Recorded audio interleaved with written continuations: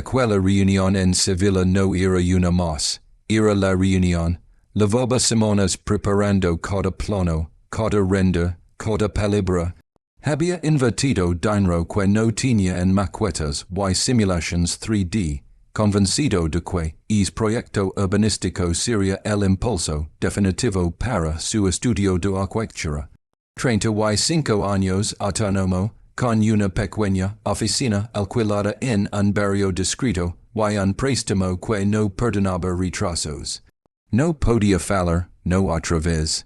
Se colocó en la fila de seguridad, y el mundo pareció ralentizarse con crueldad.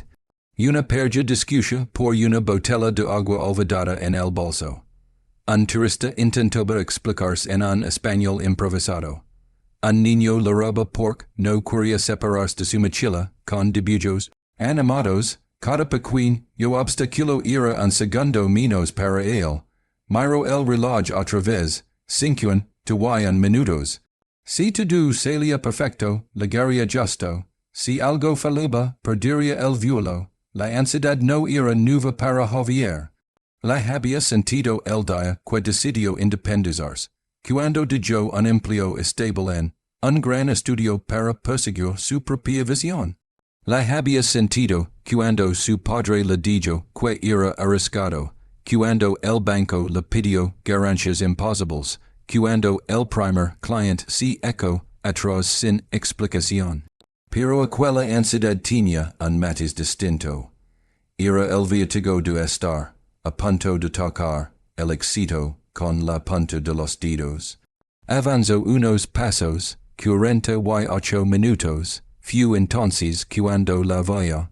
A pocos metros, ligeramente apartada de la corriente humana, una mujer mer observaba un panel de direcciones con el signo francido. No percha desorientada de manera torpe, percha atrapada en un laberinto silencioso. Vestía un vestido sencillo de corte clásico, perfectamente planchado. Sobre los hombros llevaba un pañuelo rojo, que contrastaba con la neutralidad del entorno. En sus manos sostenía un bolso estructurado, de esos que han acompañado décadas de vida. Sus ojos recorrían las flechas que señalaban puertas, y terminales como si buscaran una palabra que no lograban comprender. Javier desvía la mirada, no era asunto suyo. Había personal de información, pantallas, señalizaciones. 46 minutos, la mujer dio un pequeño, yo giro sobre sí misma, como quien espera que el mundo cambie de forma si lo mira desde otro ángulo. Sus labios se movieron, quizá leyendo en voz baja. Nadie se detenía, nadie percha verla. Y entonces ocurrió algo casi imperceptible. Sus miradas se cruzaron. No fue una súplica evidente, ni un gesto dramático. Fue algo más humano, más íntimo. Un segundo de vulnerabilidad, que atravesó el ruido del aeropuerto como un hilo invisible. Javier sintió un leve tirón en el pecho. Pensó en su madre, en cómo siempre fingía seguridad cuando viajaba sola, en cómo odiaba pedir ayuda por miedo a verse frágil. 45 minutos. Podía ignorarla.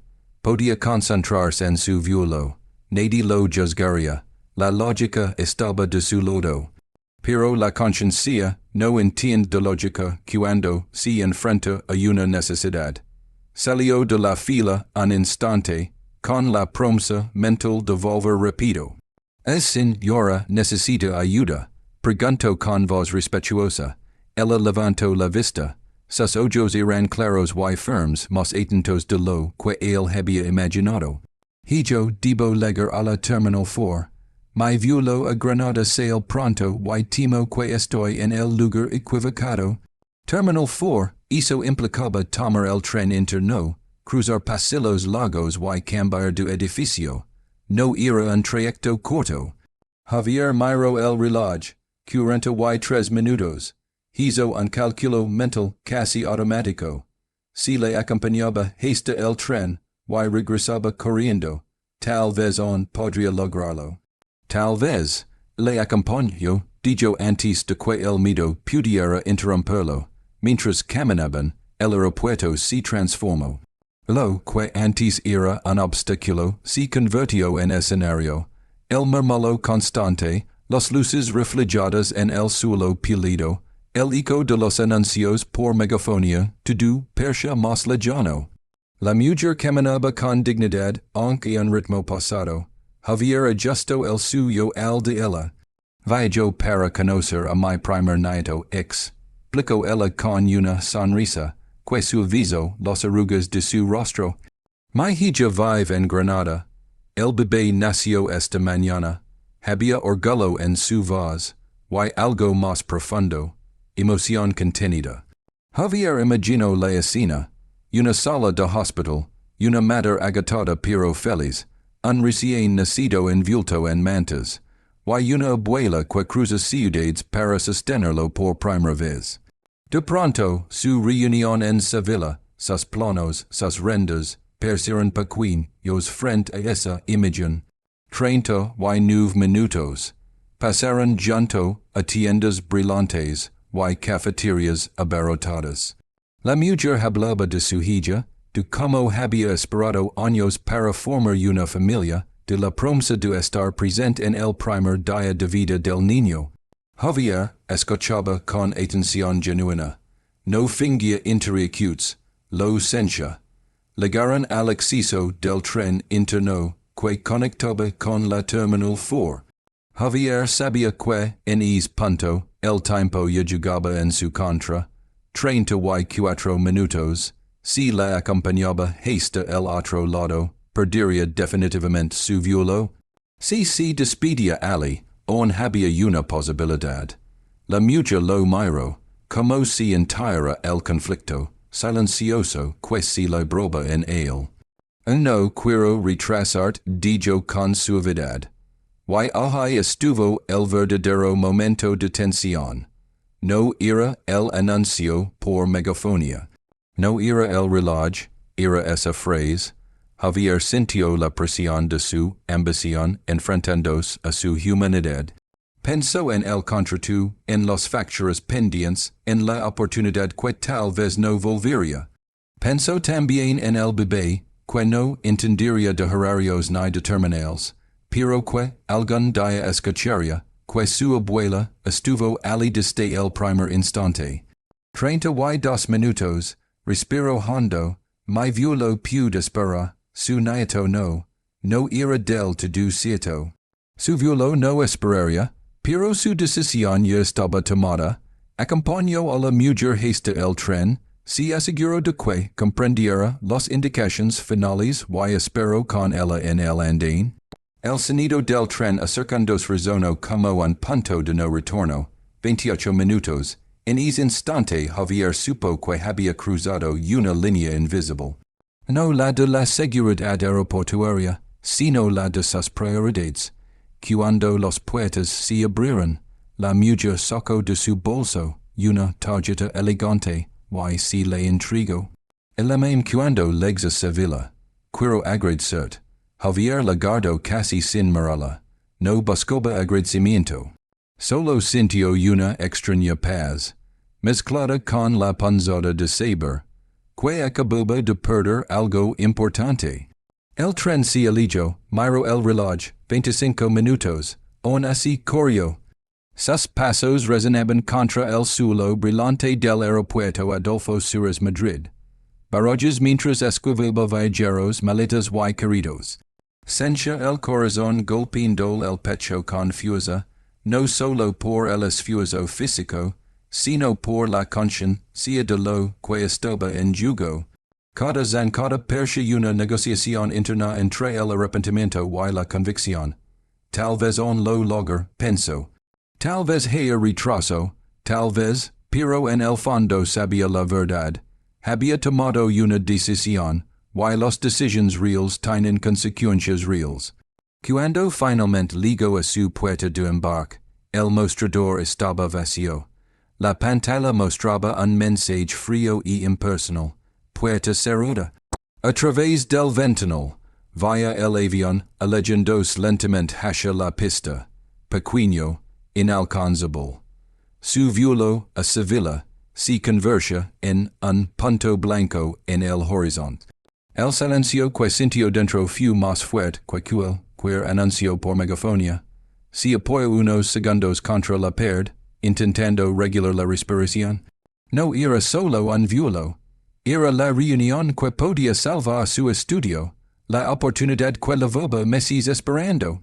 Pensó en la maqueta cuidadosamente embalada en su maletín, en las diapositivas ensayadas frente al espejo, en las noches, sin dormir, corrigiendo detalles mínimos. Había fallado, y lo peor era que no podía culpar a nadie. Se dirigió al mostrador de atención al cliente de la aerolínea, arrastrando los pies con una mezcla de resignación y tensión contenida. La fila era corta, pero cada segundo pasaba como plomo. Frente a él, una perja discutía por un asiento asignado. Detrás, un hombre revisaba su reloj con impaciencia. Javier miraba al frente sin ver realmente nada. Cuando llegó su turno, la empleada, una joven de no más de 25 años con uniforme azul impecable, le dedicó una sonrisa profesional. Buenas tardes, ¿en qué puedo ayudar? He perdido el vuelo a Sevilla, respondió Javier, intentando mantener la compostura. La joven tecleó rápidamente en el ordenador. Señor Martin Shi vio su reserva. El próximo vuelo disponible es mañana a las 8 de la mañana.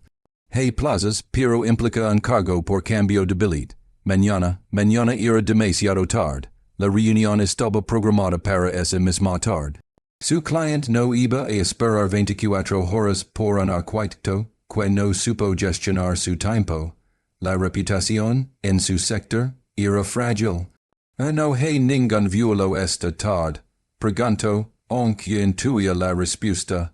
Lo siento, señor. Todos completos. El tono era correcto, pero distante. Javier asintió lentamente. No tenía fuerzas para discutir. Pensó en llamar a su cliente y explicar la situación. ¿Qué diría? Que perdió el vuelo por ayudar a una desconocida. Sonaba noble, pero también irresponsable. El mundo empresarial rara vez premia la nobleza por encima de la puntualidad. Está bien, murmuró finalmente. Cambié el billete.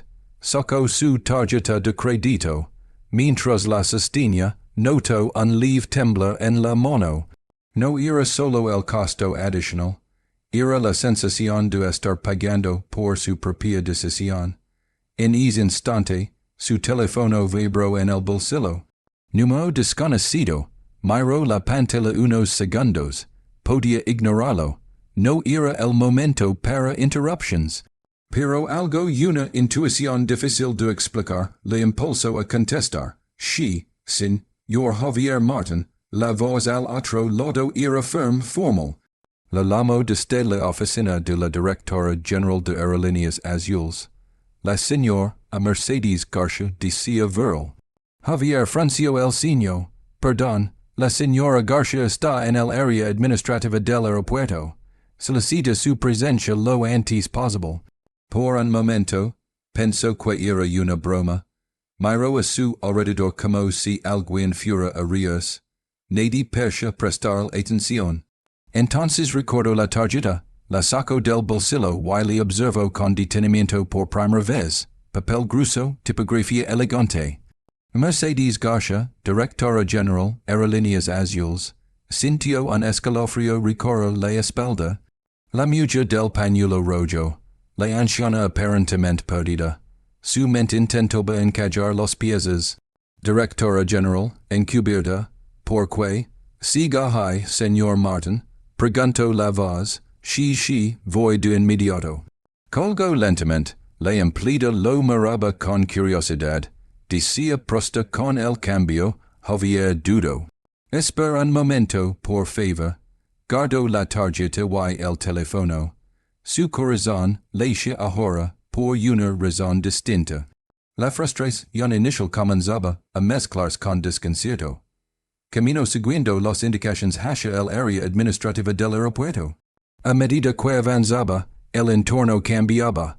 Los pasillos públicos dieron paso a zonas más silenciosas, alfombradas, con puertas discretas y señalizaciones sobrias. Cada paso aumentaba la tensión, que podía correr de él la directora general de la aerolínea. Repasó mentalmente cada detalle del encuentro. No había hecho nada extraordinario. Solo acompañó a una mujer hasta la terminal correcta. No pidió nada a cambio. Ni siquiera leyó la tarjeta en el momento. Tal vez quería agradecer formalmente. Tal vez ofrecer algún tipo de compensación simbólica. O tal vez la pué, de frente a él levaba una placa sencilla, de acción general. Respiro hondo antes del lema. Una asistente elegante le abrió con una sonrisa cordial. El señor Martin, verdad, la señora Garcia le espera. Entró, la oficina era amplia, luminosa, con una vista directo a la pista, donde los aviones despegaban, y aterrizaban como piezas de un engranaje perfecto. En los pads, fotografías históricas de la campaña mostraban décadas de evolución. Todo transmisión poder, control, estabilidad. Y ali de pie junto al ventanal estaba ella, sin el pañuelo rojo, sin el gesto de confusión. Vestía un traje oscuro impecable que realzaba su porte. Su postura era firme, segura. Cuando se giró, la intensidad de su mirada era la misma, pero ahora estaba acompañada de autoridad. Javier dijo con una leve sonrisa, gracias por venir. Él tardó un segundo en reaccionar. Señora Garcia, el contraste entre la mujer vulnerable de hace una hora y la ejecutiva que tenía delante era casi real. Imagino que tiene preguntas añadió ella con calma. Preguntas era poco. Su mente era un torbellino. No sabía, balbuceó que usted, que yo era quien soy, completo ella con serenidad. A veces es útil observar el mundo sin que el mundo sepa quien te observa. Javier sintió que el suelo bajo sus pies cambiaba de textura. Todo lo ocurrido adquiría una nueva dimensión. Cada palabra, cada gesto, cada decisión, había creído que ayudaba a una desconocida. En realidad, había ayudado a la persona más influyente de la aerolínea, que ahora tenía en sus manos el control sobre su situación. Un pensamiento incómodo cruzó su mente. Si hubiera sabido quién era, habría actuado igual. La respuesta ligó inmediata y sincera, sí. Porque en el momento de decidir, no había títulos ni cargos. Solo una mujer perdida y un nieto esperando. Mercedes lo observaba con atención, como si pudiera leer ese pensamiento. Perdió su vuelo, dijo ella suavemente. No era una pregunta. Javier asintió, sí, señora. Perder un vuelo importante no es una decisión pequeña, dijo finalmente. Y menos cuando uno viaja por trabajo. Javier tragó saliva. No sabía cuánto sabía ella exactamente, pero intuía que más de lo que imaginaba. Tenía una reunión en Sevilla, respondió con honestidad. Muy importante. Mercedes asintió levemente, como si confirmara un dato que ya tenía.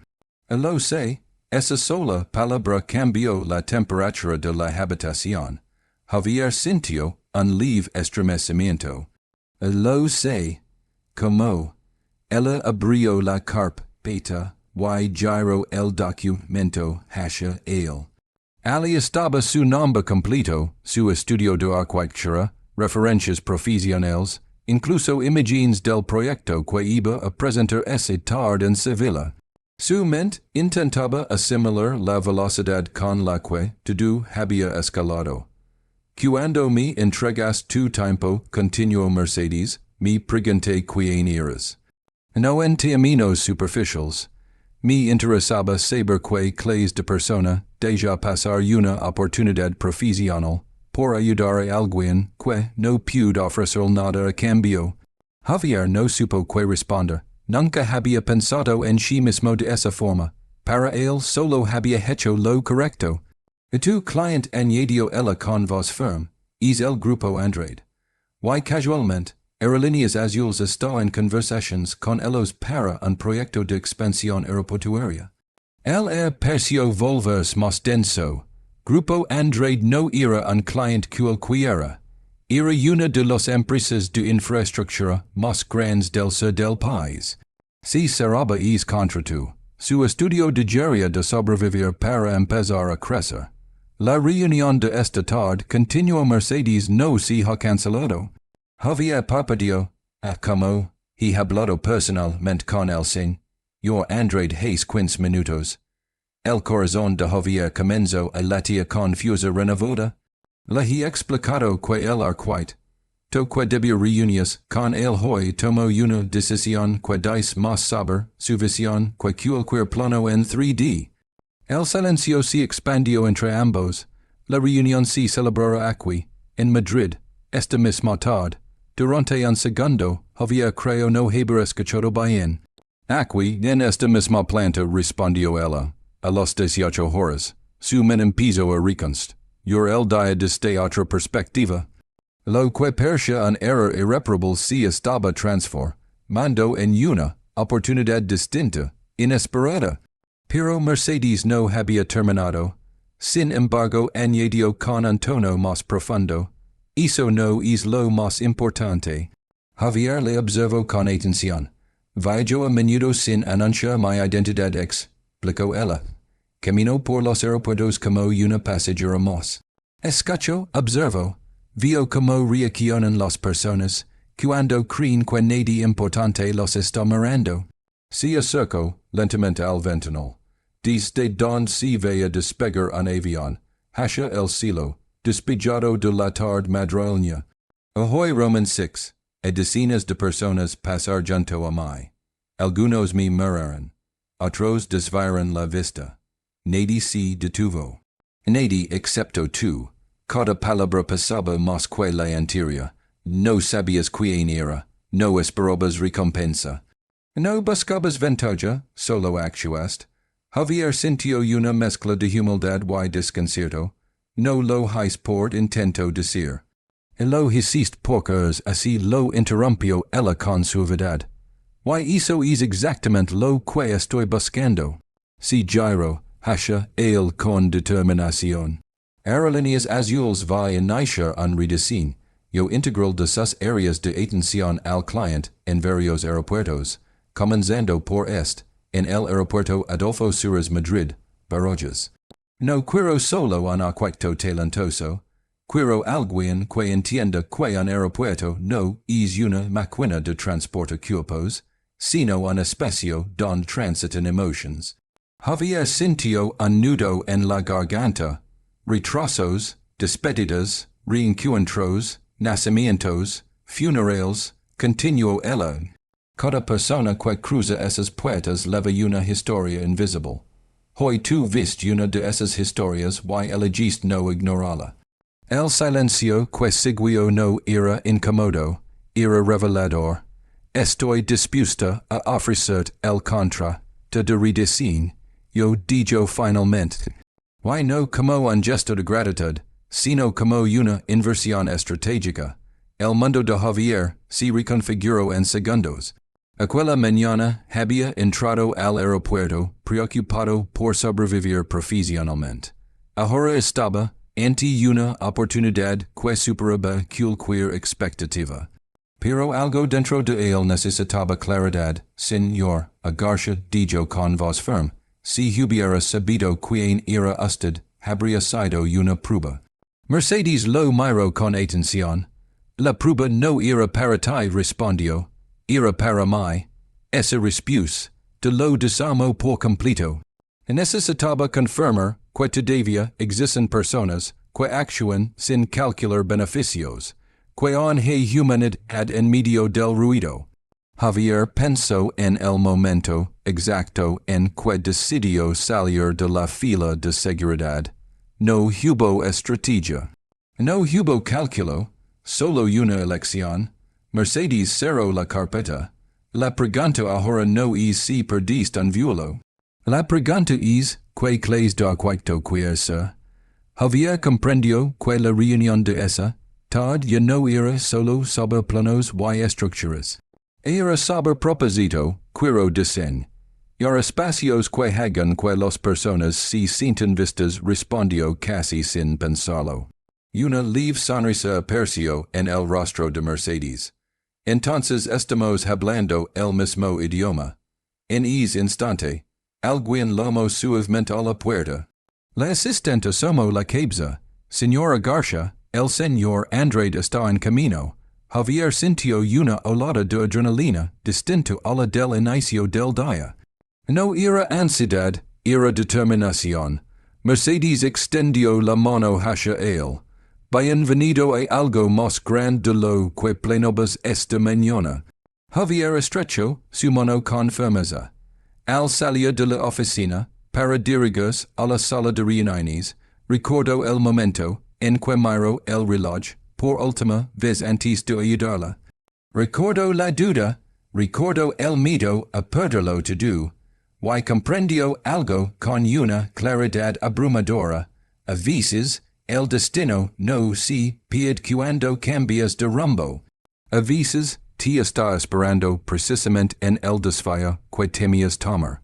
Mientras caminaba por el pasillo alfombrado, con la maqueta aún en su maletín y el corazón latiendo con una nueva convicción, supo que aquel día no sería recordado como el día en que perdió un vuelo. Javier apoyó su maletín sobre la mesa y intentó ordenar sus pensamientos. Apenas unas horas antes estaba corriendo desesperado por no perder su vuelo a Sevilla. Ahora el cliente viajaba hacia él. La vida tenía una forma extraña de redistribuir las piezas cuando menos lo esperabas. La puerta se abrió y entró el señor Andrade, acompañado de dos miembros de su equipo. Era un hombre de presencia firme, traje impecable y mirada analítica.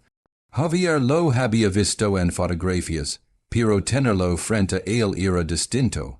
Representaba años de experiencia, poder económico y decisiones que podían levantar o derribar carreras. Mercedes Garcia entró detrás de ellos con serenidad absoluta.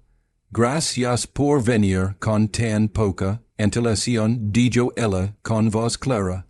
Cuando usted llama personalmente, Señora Garcia, uno reorganiza su agenda, respondió Andrade con una leve sonrisa.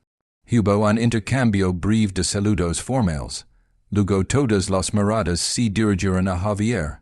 Por un instante, el peso del momento cayó sobre sus hombros.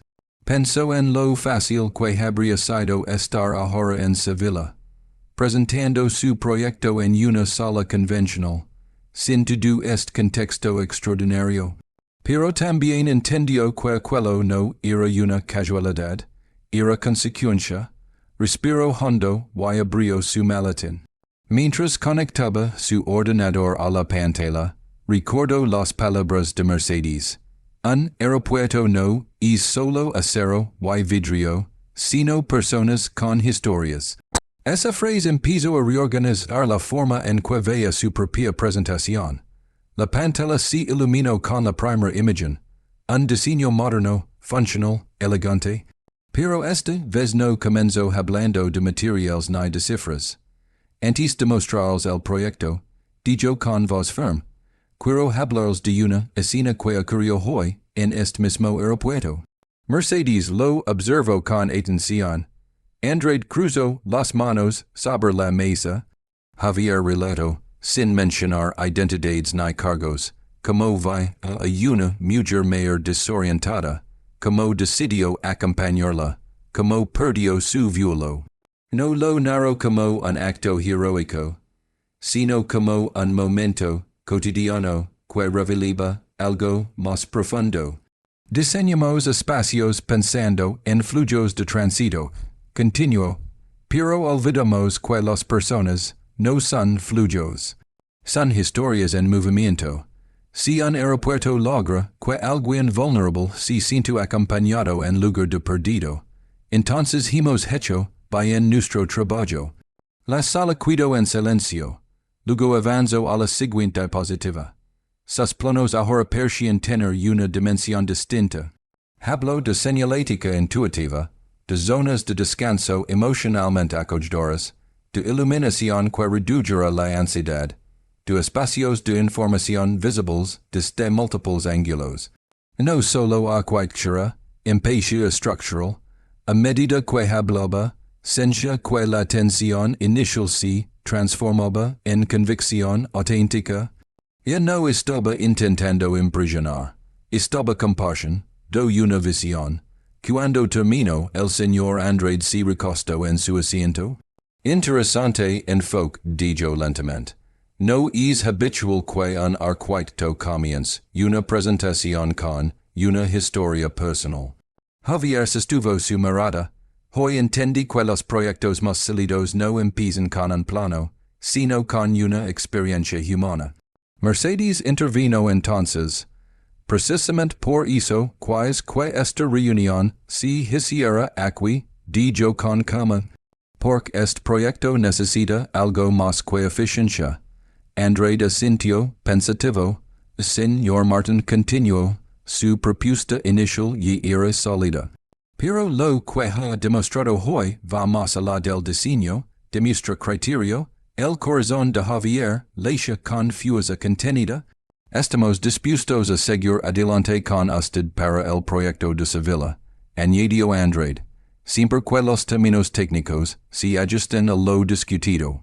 Por un segundo, Javier sintió que el tiempo volvía a detenerse, pero esta vez no por ansiedad, sino por gratitud contenida.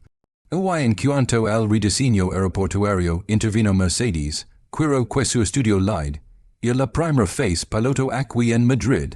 Las palabras resonaron como un eco profundo, no era solo un contrato, eran dos, era estabilidad, era crecimiento.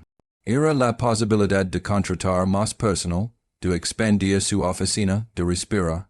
La reunión continuó con detalles técnicos, plazos y cifras. Pero para Javier, el momento decisivo ya había ocurrido. Horas después, cuando los documentos preliminares quedaron firmados, y los equipos comenzaron a intercambiar información, Javier salió al pasillo con una sensación difícil de describir. No era euforia descontrolada, era una certeza tranquila. Mercedes se acercó a él. ¿Sigues pensando que perdiste tu vuelo? Preguntó con una leve sonrisa. Javier miró a través del ventanal hacia la pista iluminada por el atardecer. No, respondió. Creo que tomé el vuelo correcto. Ella asintió, satisfecha. Recuerda algo, Javier. El liderazgo no se demuestra cuando todos te observan. Se demuestra cuando nadie sabe quién es. Esa frase quedó grabada en su mente. Cuando finalmente abandonó el área administrativa y regresó a la zona pública del aeropuerto, el ambiente era el mismo que por la mañana. Maletas rodando, anuncios por megafonía, viajeros apresurados. Pero él ya no era el mismo hombre que había entrado horas antes con el corazón lleno de ansiedad. Camino por el mismo pasillo donde va.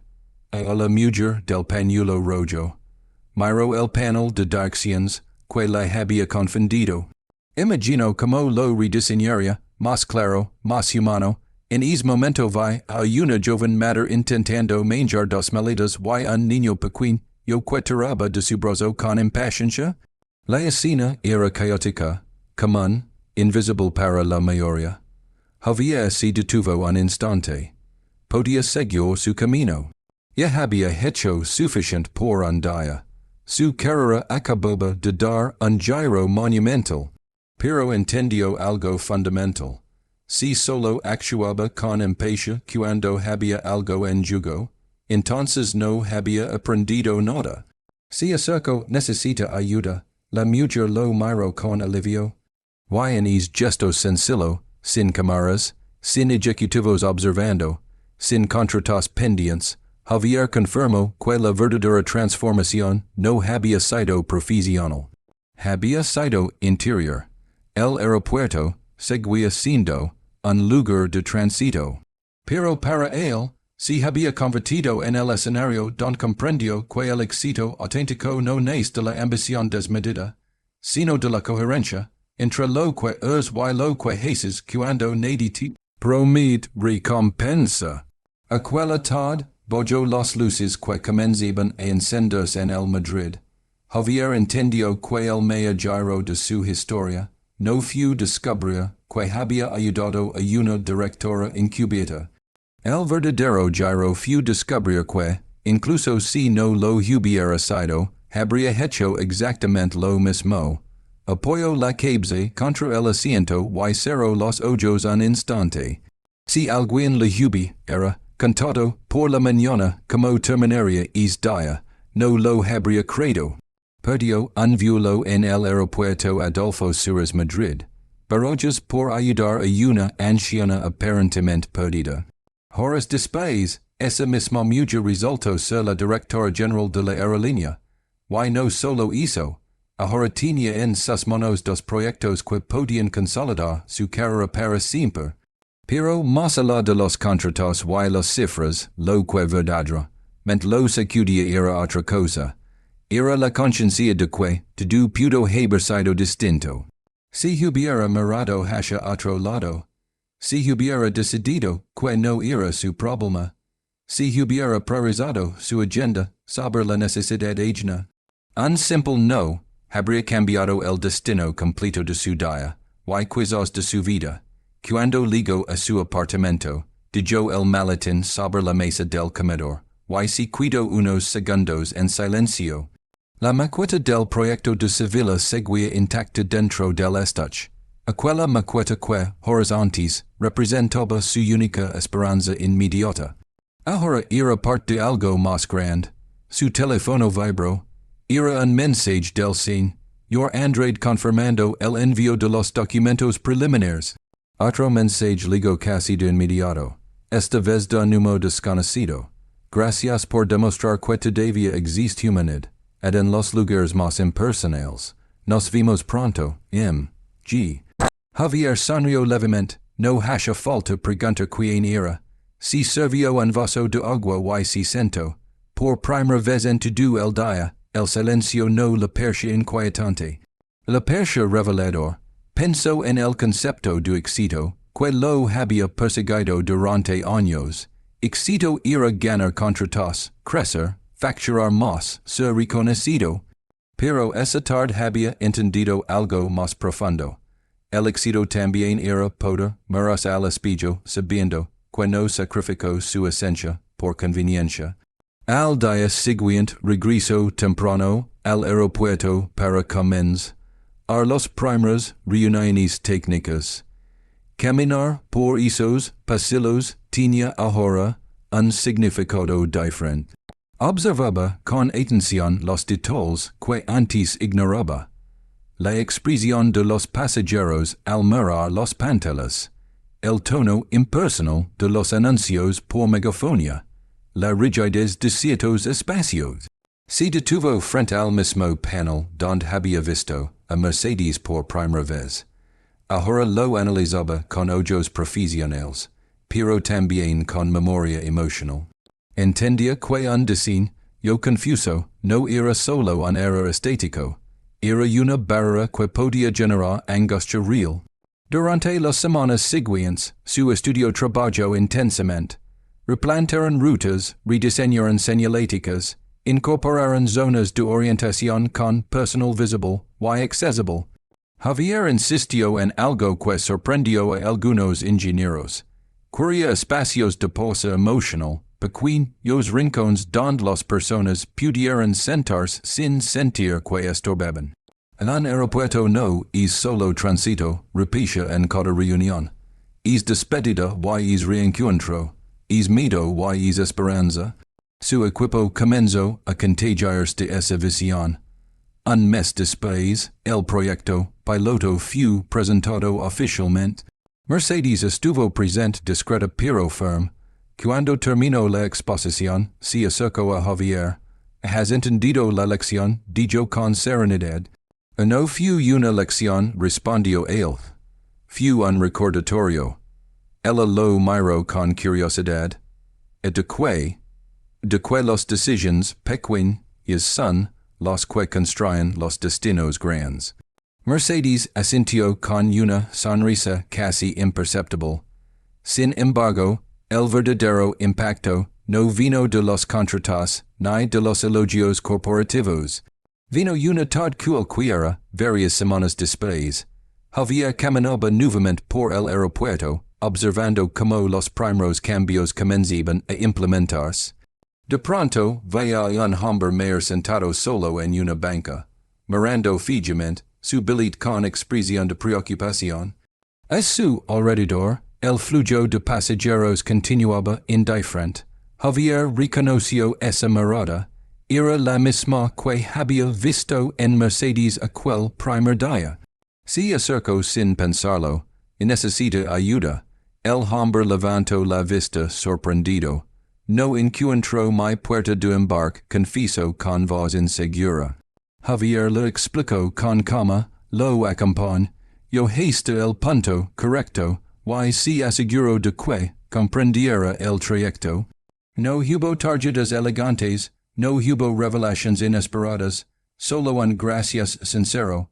Y curiosamente, es gracias le produjo una satisfacción más profunda que cualquier forma de contrato. En ese instante entendió algo definitivo. La grandeza del giro en su historia no estaba en que la anciana fuera una directora encubierta. La verdadera grandeza era que su decisión no dependió de saberlo. Podría haber sido cualquier persona. Podría no haber existido recompensa, y aún así habría valido la pena. Meses más tarde, cuando el redecín, yo comenzó a recibir reconocimiento en medios especializados. Un periodista le preguntó durante una entrevista, ¿cuál fue el punto de inflexión en su carrera? Javier sonrió antes de responder. El día que perdió un vuelo. El periodista rió, creyendo que era una metáfora ingeniosa. Pero Javier hablaba con total literalidad. Porque ese día aprendió que el destino no siempre se define por llegar a tiempo, sino por detenerse cuando alguien más lo necesita. Aprendió que la impaciencia no retrasa el éxito, lo redefine. Aprendió que el verdadero liderazgo no se anuncia con títulos, sino con acciones invisibles.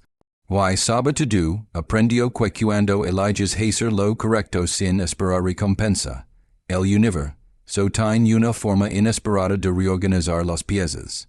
Aquella tarde calurosa, en el aeropuerto Adolfo Suárez Madrid, Barojas comenzó como un día de prisa, ansiedad y ambición. Terminó convirtiéndose en la prueba de que la humanidad sigue siendo la inversión más segura, porque los vuelos pueden perderse, las reuniones pueden reprogramarse, las oportunidades pueden cambiar de forma, pero la clase de persona que decide ser en un momento crítico hizo permanece.